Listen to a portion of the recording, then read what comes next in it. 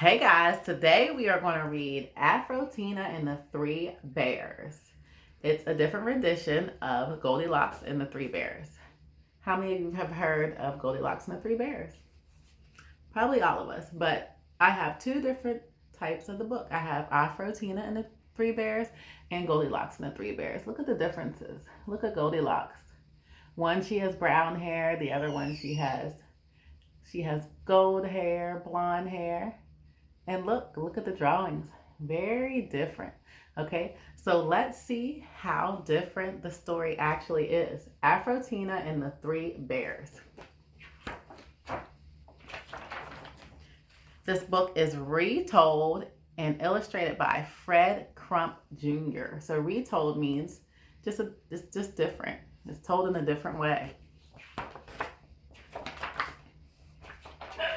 This book is for Amber and Kristen, or Kristen and Amber.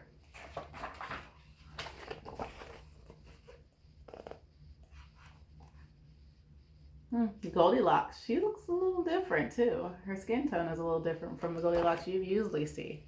Afrotina and the Three Bears. One day, when Afrotina's father returned from a trip to the city, he brought her three presents: a frilly pink dress, a flowery parasol, and shiny black patent leather shoes. The next Sunday after church, Afrotina told her mom and pop she wanted to take a little walk to show off her new clothes. Very well, but just remember, said her mother, pretty is as pretty does. What do you think pretty is as pretty does mean? How do you think they wanted to act?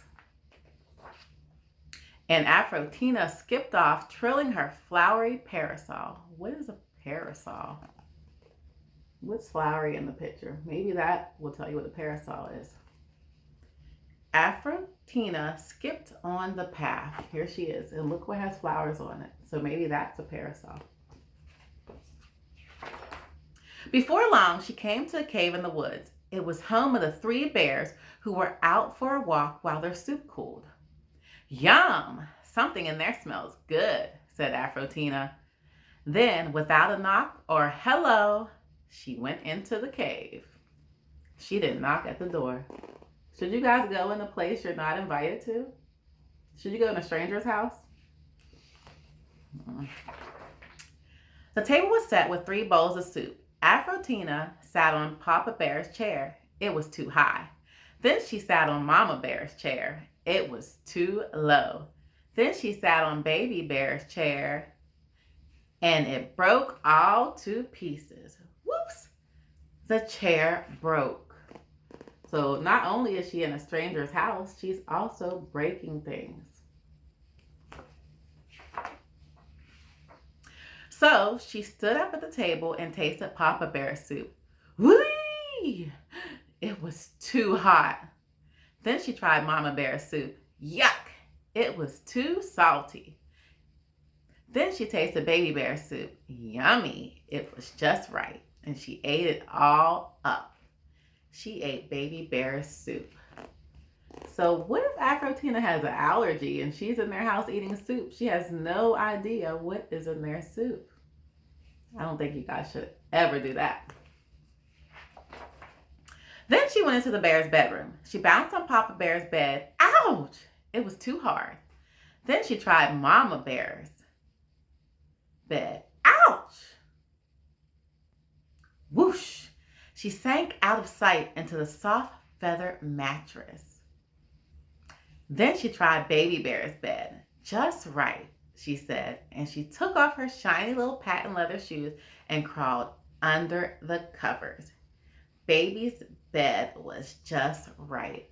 So now she's in the stranger's house, sleeping in their bed. Before long, the 3 bears came home from their walk. Someone has been sitting in my chair, growled Papa Bear.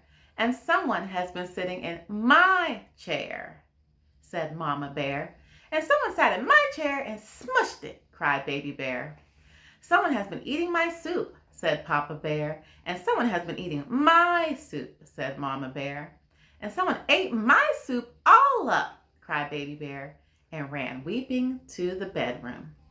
The three bears returned home. Like a baby bear. He has like a band-aid on his face.